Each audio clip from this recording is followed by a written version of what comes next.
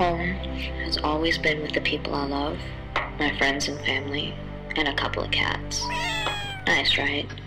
But friends grow up, kids move out, parents pass on, and eventually that home is gone, and it's just me.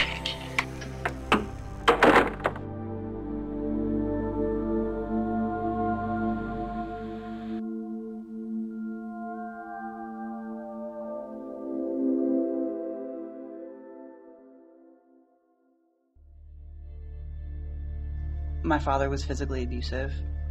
He was physically abusive to me. He was physically abusive to my brother. He was physically abusive to my mother.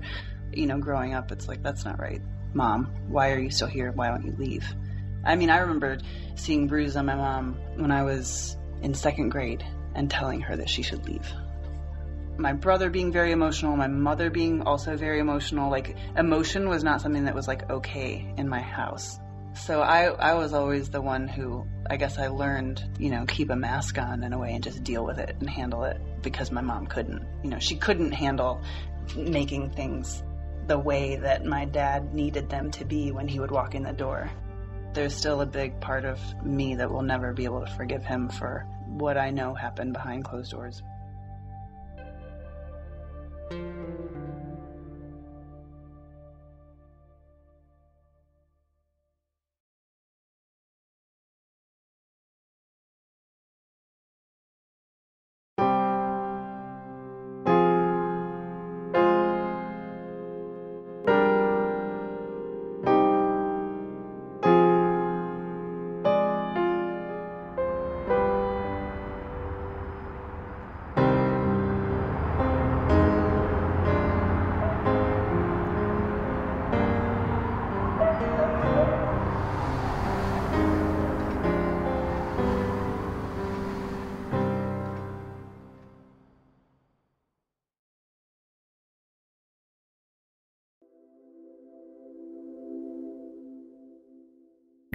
So I was taking all these things off my walls and taking the nails out, and everything I used to take those paintings down, he used them on me. I didn't know how dangerous he was. He owned beauty salons. How dangerous do you think a cosmetologist is? I started getting threatening phone calls from other people, so I decided to leave. They sent me to the IFC community shelter, and they took me in the basement, and they had 5 other women that were also running from abuse from different states. And I was like, wow. I thought it was just me.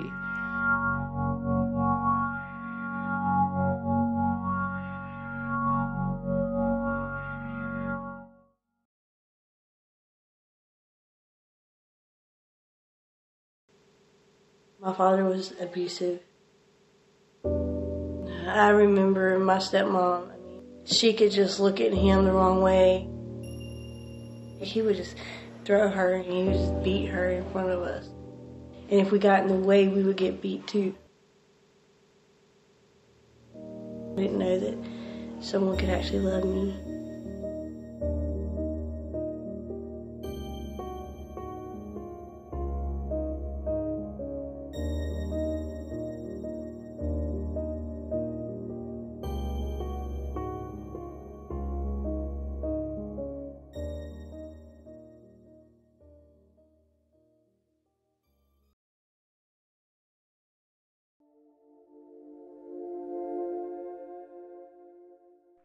Every refugee has a story.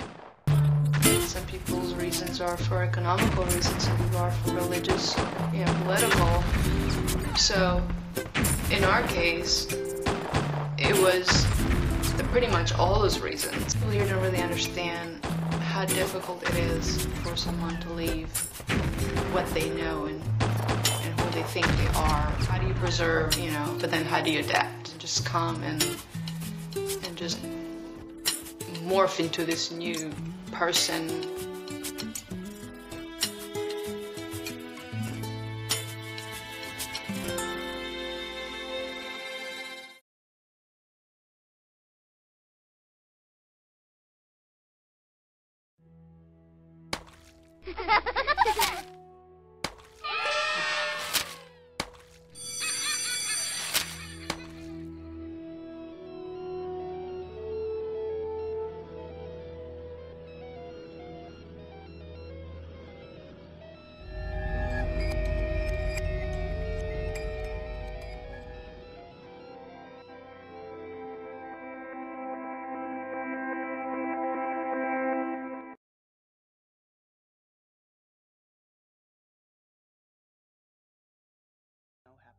closed doors.